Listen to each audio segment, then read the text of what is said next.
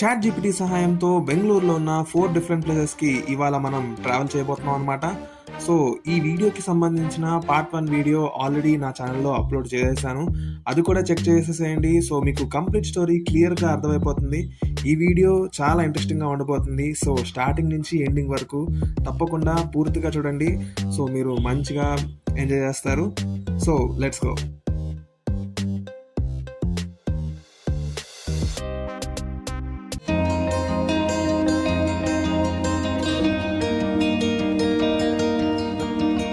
నమో బెంగళూరు, నమస్కార Bengaluru. Hey guys, it's me Sriharsha. Welcome to my YouTube channel. అందరూ ఎలా ఉన్నారు? సో డే 2 జర్నీని మనం ఇప్పుడు స్టార్ట్ చేసాము. నిన్న పార్ట్ 1 వీడియోలో ఇస్కాన్ టెంపుల్ దగ్గర చాట్ జీపీటీని ఆర్కిటెక్చర్ కి సంబంధించిన ప్లేస్ ని సజెస్ట్ చేయమని అడిగితే విధాన సౌధ లొకేషన్ ని సజెస్ట్ చేసింది. సో బస్ జర్నీని కంప్లీట్ చేసుకొని ఎంజీ రోడ్ మెట్రో స్టేషన్ కి వచ్చేసాము. సో ఇక్కడ మనం మెట్రో పట్టుకొని విధాన సౌధ లొకేషన్ కి చేరుకుంటాం అనమాట. చాట్ జీపీటీ అనేది ఒక అద్భుతమైన artificial intelligence AI chatbot అన్న విషయం మనందరికీ తెలిసిన విషయమే. సో కొంచెం డిఫరెంట్గా ట్రావెల్ చేద్దామని చెప్పేసి నేను ఈ వీడియోనైతే చేస్తున్నాను. ఈ ఛాలెంజ్లో మనం తప్పకుండా 3 రూల్స్ని అయితే మనం పాటించాలి. So rule number 1, ChatGPT చెప్పిన ప్లేసెస్కి మాత్రమే నేను ట్రావెల్ చేయాలన్నమాట. నా సొంత డెసిషన్స్ నేనేం తీసుకోకూడదు, నాకు నచ్చిన ప్లేసెస్కి నేను వెళ్ళకూడదు. Rule number 2, once ChatGPT చెప్పిన తర్వాత నేను వెనక్కి తిరిగే ప్రసక్తే లేదన్నమాట. ఏది ఏమైనా సరే ఆ ప్లేస్కి నేను వెళ్ళాలి, షూట్ చేయాలి, నేను మీకు చూపించాలి. సో రూల్ నెంబర్ 3, డైరెక్ట్గా ప్లేసుల పేర్లతో నేను చాట్ జీపీటీని సెర్చ్ చేసి ఆ ప్లేసెస్కి వెళ్ళకూడదు. సో ఫర్ ఎగ్జాంపుల్, ఒక టెంపుల్కి వెళ్దామా అని చెప్పేసి బెంగళూరులో ఉన్న ఒక బెస్ట్ టెంపుల్ సజెస్ట్ చెయ్యి అని చెప్పేసి అడిగితే, సో చాట్ జీపీటీ తనంతట తానే సజెస్ట్ చేసిన ప్లేసులకి మాత్రమే నేను వెళ్ళాలి. సో ఈ వీడియోలో ఈ 3 రూల్స్ని ఖచ్చితంగా పాటించాలన్నమాట. సో పదండి. సో వచ్చేసాం విధాన సౌధ లెజిస్లేటివ్ అసెంబ్లీ అనమాట. సో చాట్ జీపీటీ చెప్పిన దాని ప్రకారంగా మనం విధాన సౌధకి వచ్చేసాము. సో ఇక్కడి నుంచి మనం ఏ ప్లేస్కి వెళ్ళాలనేది మనం చాట్ జీపీటీని ఇప్పుడు అడుగుదాము. సో చూద్దాం. హైదరాబాద్కి చార్మినార్ ఎట్లా అయితే ల్యాండ్ మార్క్ అవుతుందో, బెంగళూరుకి విధాన Soudha legislative assembly land mark కింద ఉంటుందన్నమాట.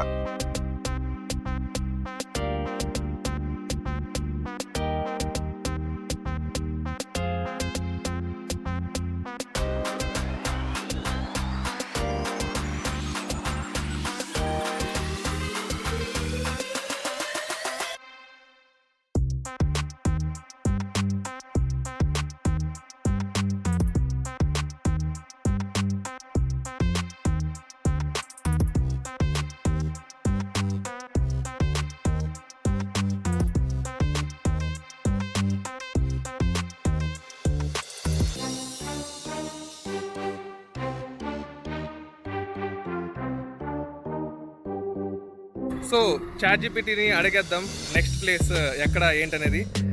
సో ఇప్పుడు నేను విధాన సౌధ దగ్గర ఉన్నాను కదా. సో నేను ఇప్పుడు టైప్ చేస్తున్నాను, I am in Bengaluru Vidhana Soudha, can you suggest a place which represents స్పేస్ని రిప్రజెంట్ చేస్తూ ఏదైనా ప్లేస్ ఉందో లేదో ర్యాండమ్గా సెర్చ్ చేద్దాం. స్పేస్కి సంబంధించిన ప్లేస్ ఏదైనా ఉందా లేదా అని చెప్పేసి. ఓకే, మనకు రిజల్ట్ వచ్చేసింది. Okay, Jawaharlal Nehru planetarium. ఓహో, ఈ ప్లేస్ ఏంటో నాకు కూడా తెలీదు. ఏదైనా మ్యూజియం అనుకుంటా, ఏమో మరి. Okay, let's go. Jawaharlal Nehru planetarium, let's go, పదండి.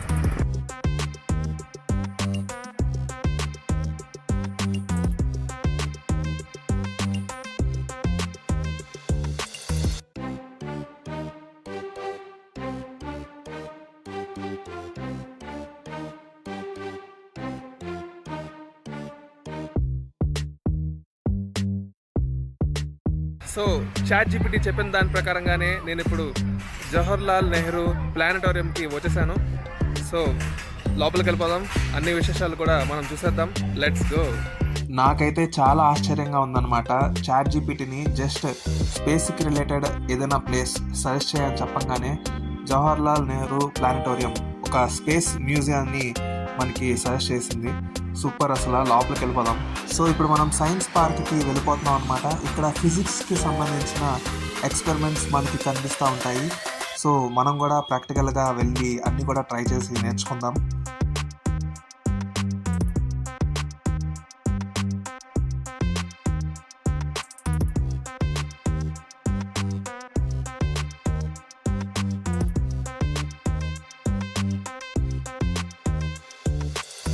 దీని గురించి నేను మీకు తర్వాత ఎక్స్ప్లెయిన్ చేస్తాను.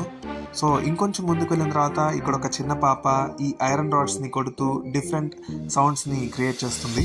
ఆ తర్వాత మనకి సన్లైట్ సహాయంతో టైం తెలిపే సన్ డయల్ కనిపిస్తుంది అనమాట.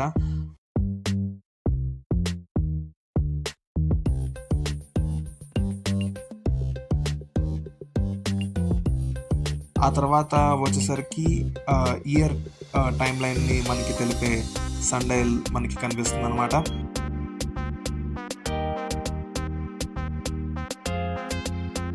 ఇక్కడ మనకి ఇస్రోకి సంబంధించిన రాకెట్ నమూనా మనకి ఇక్కడ కనిపిస్తుంది.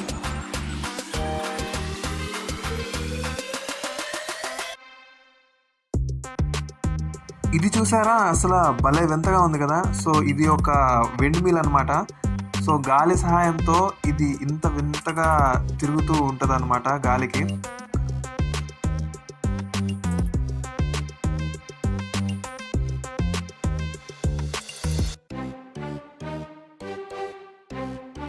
చూసారా, ఇదైతే ఇంకా క్రేజీగా ఉంది. అంత బరువు గల సిలిండర్ కింద నుంచి పైకి అలా డొల్లుకుంటూ వెళ్ళిపోతుంది. సూపర్ అసలు.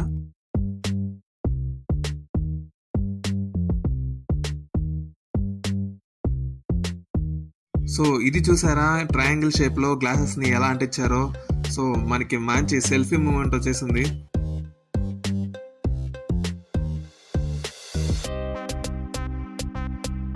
ఇదేంటిదో బైనాక్యులర్లా ఉంది. మనం కూడా చూసేద్దాం లోపల మనకి ఎలా కనిపిస్తుందో ఏంటో అనేది. ఓరని మొత్తం అంతా కూడా అప్ సైడ్ డౌన్ అయిపోయిందంట్రా. మొత్తం అంతా తలకిందులుగా కనిపిస్తుందంట్రా బాబు.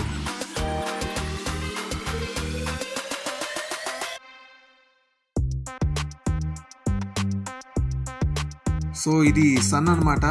సో ఇట్లా మనం స్ట్రైట్గా చూస్తే అన్ని ప్లానెట్స్ కూడా మనకి కనిపిస్తాయి ఒకే వరుసలో.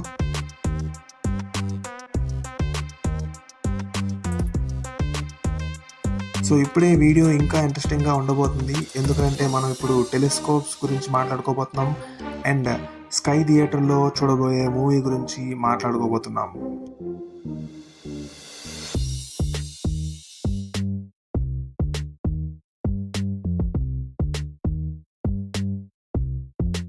సో ఇక్కడైతే నాకు చాలా సరదాగా అనిపించింది అనమాట. ఎందుకంటే ఇండియా దగ్గర నుంచే స్టార్ట్ చేసి తిప్పడం, మళ్ళీ ఇండియా దగ్గరే ఎండ్ చేశాను. సో భూమి మొత్తాన్ని కూడా ఒక్కసారి మనం తిప్పినట్లు లెక్క అనమాట.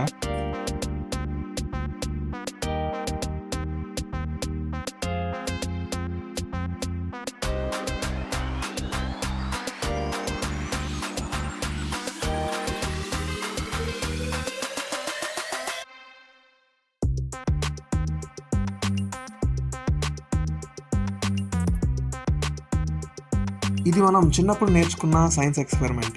ఆ చిన్నపిల్లడు ఇప్పుడు ఆ లివర్ని లాగంగానే ఆ 2 ఐరన్ ప్లేట్స్ కిందకి ఒకేసారి పడిపోతాయి. కర్వ్ అయినా స్ట్రైట్ లైన్ అయినా. అద్దాలతో తయారు చేసిన ఈ ప్రిజం మీదకి సన్లైట్ పడంగానే అది రిఫ్లెక్ట్ అయ్యి ఒక రెయిన్బో ఫామ్ అవుతుంది. ఇందాక మీకు దీని గురించి చెప్తానని చెప్పా కదా. సో ఇదే విస్పరింగ్ డిష్. సో సైగల్ గిన్ అనమాట. సో ఇదేం చేస్తుందంటే మనం ఇక్కడి నుంచి మాట్లాడితే గ్రౌండ్కి అటుపక్కన ఇదే సేమ్ ఇంకొకటి ఉందన్నమాట. సో అక్కడ వాళ్ళకి మన మాటలు వినిపిస్తాయి అన్నమాట ఇందులో మనం సైగల్ చేస్తే. ఈ ప్లానటోరియంకి ఒక మెయిన్ అట్రాక్షన్ ఉంది. అదేంటంటే స్పేస్ టెలిస్కోప్స్. ఈ బిల్డింగ్ పైన గనక మీరు చూస్తే అక్కడ స్పేస్ టెలిస్కోప్స్ మీకు కనిపిస్తాయి. సో ఇక్కడి నుంచి అప్పుడప్పుడు స్టూడెంట్స్ని పిలిచి వాళ్ళకి ఈ టెలిస్కోప్స్ ద్వారా స్టార్స్ గురించి పాఠాలన్నీ కూడా నేర్పిస్తుంటారు.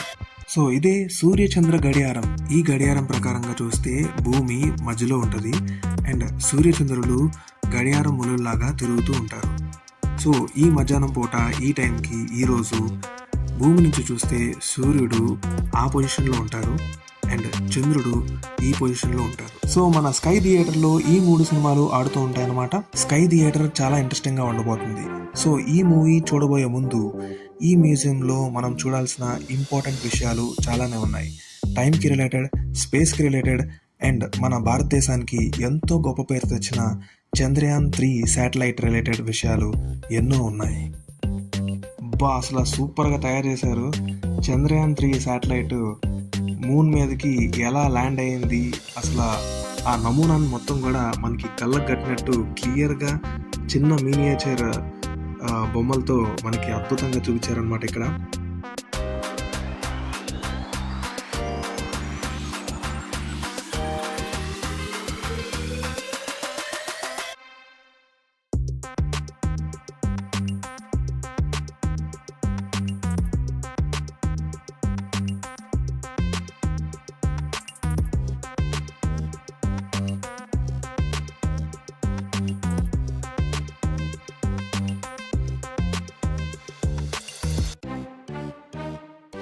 ఇక్కడ కనుక మీరు చూస్తే స్పేస్ నుంచి భూమి మీదకి తీసుకొచ్చిన ఇంపార్టెంట్ స్టోన్స్ అన్నీ కూడాను ఇక్కడ పొందుపరిచి ఉంచారనమాట.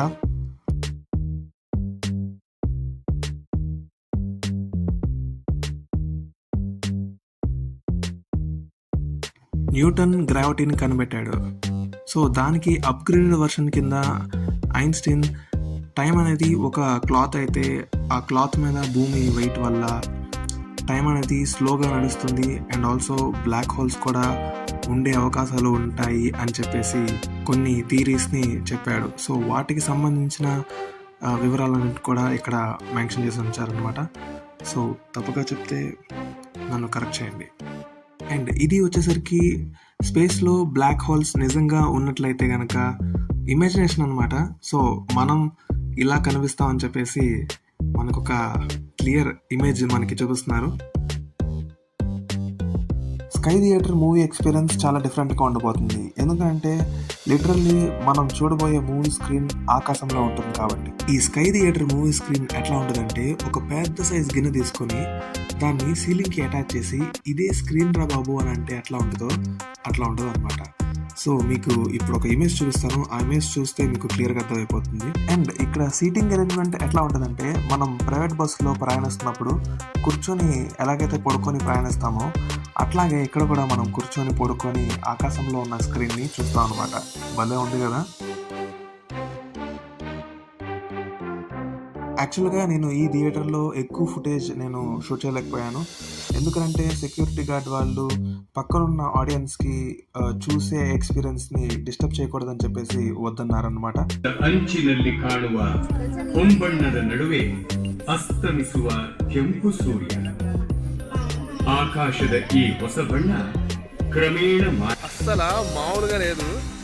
స్పేస్ షో మటుకు అయితే కనుక చాలా అంటే చాలా బాగుంది. సోలార్ సిస్టమ్ గురించి కన్నడలో ఎక్స్ప్లెయిన్ చేశారు. సో మనకి కన్నడ రాకపోయినా సరే చూసాం అనమాట. కానీ విజువల్స్ అయితే చాలా గ్రాండ్గా ఉన్నాయి. అసలు చూస్తుంటే అసలు వేరే ఫీలింగ్ అనమాట. Super feeling. చాలా అంటే చాలా బాగుంది. అంటే ఫేస్ మీదకి వచ్చేస్తున్నాయి అనమాట. ప్రతి సీన్ కూడా, ప్రతి స్టార్ కూడా, ప్రతి ప్లానెట్ కూడా ఫేస్ మీదకి వచ్చేస్తుంది అట్లాగనమాట. సో అదిరిపోయింది. ఎక్సలెంట్గా ఉంది షో. సో మళ్ళీ ఇప్పుడు చాట్‌జీపీటీని అడిగేద్దాం. నెక్స్ట్ ప్లేస్కి ఎక్కడికి తీసుకెళ్ళిద్దో ఏంటో అనేది చూద్దాం. సో యాక్చువల్గా నేను ఇక్కడికి వస్తున్నప్పుడు పక్కనే చూసానమాట. ఇటు సైడ్ ఏమో జవహర్లాల్ నెహ్రూ ప్లానటోరియం ఉంది. అటు సైడ్ ఏమో మిలిటరీ ఇండియన్ ఆర్మీకి సంబంధించిన పార్క్ అనేది ఉందన్నమాట. సో మనం చాట్‌జీపీటీని అడుగుదాం. అంటే మనం డైరెక్ట్గా అడగాం అనమాట. సో రూల్స్ని నేనేమీ అతిక్రమించట్లేదు. సో చాట్‌జీపీటీని అడుగుదాము. సో నేను ఇక్కడ ఉన్నాను. ఇండియన్ ఆర్మీకి సంబంధించిన ప్లేసెస్ ఏదైనా సజెస్ట్ చేయని చెప్పేసి చూద్దాం ఏం సజెస్ట్ చేస్తుంది ఏంటనేది. ఇప్పుడే చాట్‌జీపీటీని అడిగేద్దాం. I'm in Jawaharlal Nehru planetarium, suggest me a place which is related to Indian army అని చెప్పి టైప్ చేశాను. సో చూద్దాం. అస్సలు చాట్‌జీపీటీకి ఈ రోబోకి అసలు ఈ సాఫ్ట్వేర్కి అసలు అన్నీ ఎలా తెలిసిపోతున్నాయి నాకు అర్థం కావట్లేదు. పక్కనే ఉన్న నేషనల్ మిలిటరీ మెమోరియల్ పార్క్కి తీసుకెళ్ళిపోతుంది నన్ను. సో ఆ ప్లేస్ని కూడా కవర్ చేసేద్దాం, పక్కనే ఉంది కాబట్టి. So let's go. National military memorial park ఇది మన భారతదేశపు సైనికులకి అంకితం ఇస్తూ కట్టిన పార్క్ అన్నమాట. ఈ పార్క్లో మనం మన భారతదేశపు సైనికులు ఉపయోగించిన యుద్ధ ట్యాంకులు, హెలికాప్టర్లు, విమానాలను మనం చూస్తాం అన్నమాట. బొగ్గుతో రన్ అయ్యే ఈ పాత స్టీమ్ ఇంజిన్ ట్రైన్ భలే ఉంది కదా. మీరు ఇప్పుడు చూడబోయేది మిక్వేన్ గ్రేవిచ్ MiG-21 supersonic jet fighter interceptor air craft. ఇది రష్యన్ సోవియట్ యూనియన్కి చెందిన ఎయిర్ క్రాఫ్ట్స్ అన్నమాట. 1963 నుండి రష్యన్స్ దగ్గర నుంచి తీసుకోబడ్డ మొదటి సూపర్సోనిక్ ఫ్లైటర్ జెట్ మనకి ఎన్నో సేవల్ని అందించింది, మన భారతదేశానికి గొప్ప భద్రతని కల్పించింది. ఈ ఫ్లైటర్ జెట్ గంటకి 2000 కిలోమీటర్లకి పైగా ప్రయాణించగలదు. మీరు ఇప్పుడు చూస్తున్నది BTR-60 armoured personnel carriers. 1960s Russian Soviet యూనియన్కి చెందిన ఈ వెహికల్ యుద్ధ సమయాల్లో మనుషుల్ని, ఆయుధాలని ఒక చోట నుంచి ఇంకొక చోటికి తరలించడానికి ఉపయోగించేవారు. ఈ వెహికల్ గంటకి 80 కిలోమీటర్ల వేగంతో ప్రయాణించగలదు. ఆ తర్వాత ఈ వెహికల్ చూసారా, అసలు ఎంత పొడవుగా ఉందో.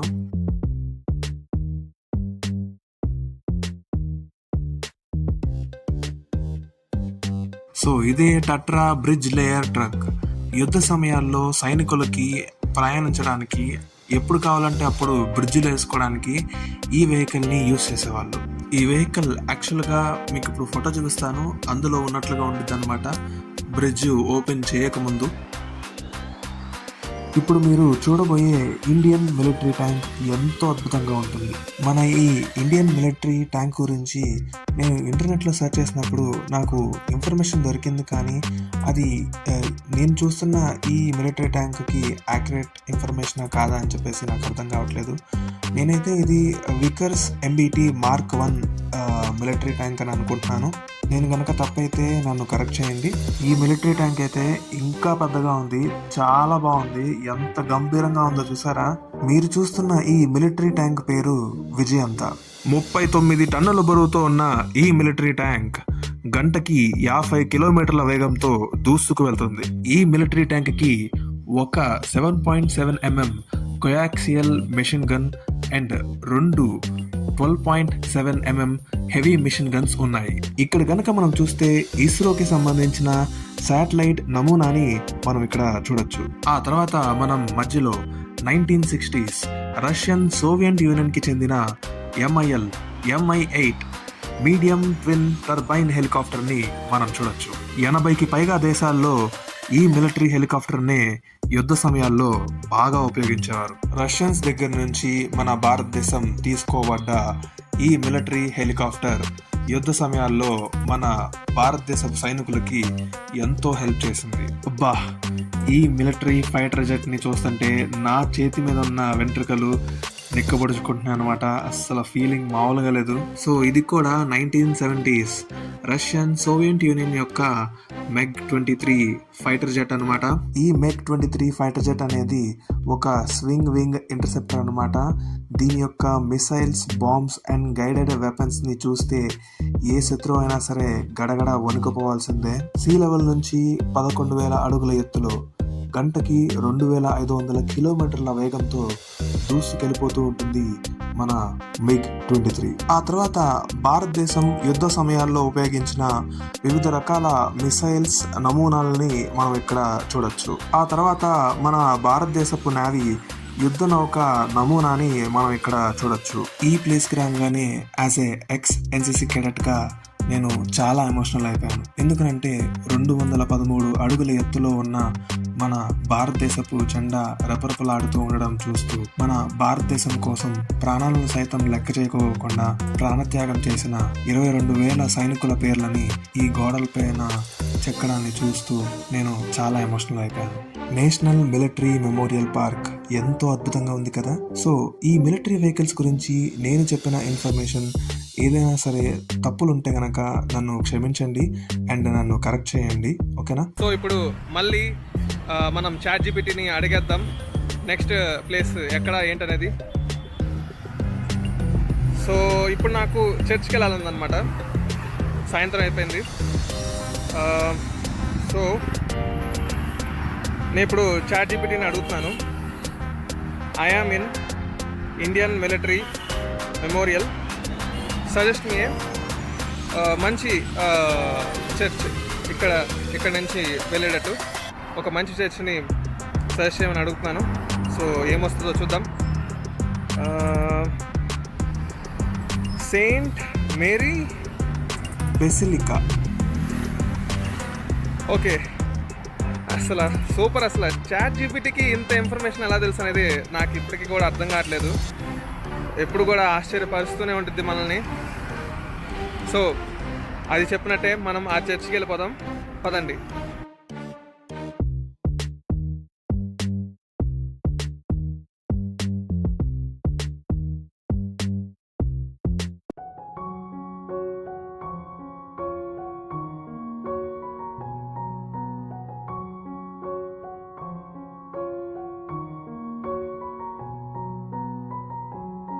సో చాట్ జీపీటీ చెప్పిన దాని ప్రకారంగానే మనం ఇప్పుడు సెయింట్ మేరీ బెసిలికా చర్చ్కి వచ్చేసాం అనమాట. సో ఇక్కడి విశేషాలన్నిటిని కూడా మనం ఇప్పుడు తెలుసుకోబోతున్నాం. Let's go. ఈ చర్చ్ బెంగళూరు రాజాజీ నగర్లో ఉంది. ఇది బెంగళూరులో ఉన్న ఒకానొక పురాతనమైన చర్చ్. ఎంతో గొప్ప చరిత్ర కలిగిన ఈ చర్చ్ని ఫాదర్ జీన్ యాంటోనీ డిబాయస్ 1882 సంవత్సరంలో ఈ చర్చ్ని కట్టించారు. ఈ చర్చ్ని గాథిక్ స్టైల్లో నిర్మించారు. ఈ చర్చ్ కట్టిన విధానం గనక మనం చూస్తే లోపలికి ఎంటర్ అవ్వగానే మనకి పెద్ద పెద్ద ఆర్చ్లు కనిపిస్తాయి.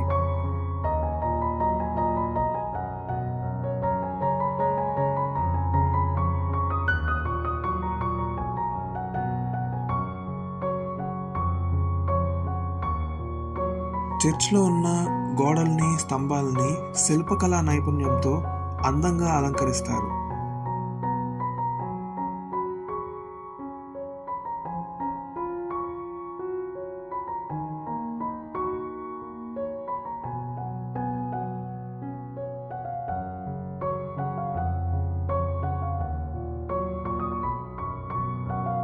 ఆఖరిగా మనకి రంగురంగుల అద్దాలతో మనకి కిటికీలు, తలుపులు కనిపిస్తాయి. అద్భుతమైన శిల్పకళా నైపుణ్యంతో నిండిన ఈ చర్చిని చూడడానికి ప్రపంచ నలుమూలల నుంచి పర్యాటకులు ప్రతి సంవత్సరం వస్తూ ఉంటారు. ఈ వీడియోని మీరు ఇక్కడ వరకు చూస్తున్నందుకు thank you so much. It means a lot అనమాట. నా కష్టాన్ని మీరు గుర్తించి నా వీడియోని పూర్తిగా చూస్తున్నందుకు. ఈ వీడియో కనుక మీకు నచ్చినట్లయితే లైక్ చేయండి, షేర్ చేయండి అండ్ సబ్స్క్రైబ్ చేయండి. It's me Sriharsha. Thank you so much. మళ్ళీ నేను మీ ముందుకి ఒక సరికొత్త అద్భుతమైన వీడియోతో మీ ముందుకు వచ్చేస్తాను. Until then take care. Thank you so much.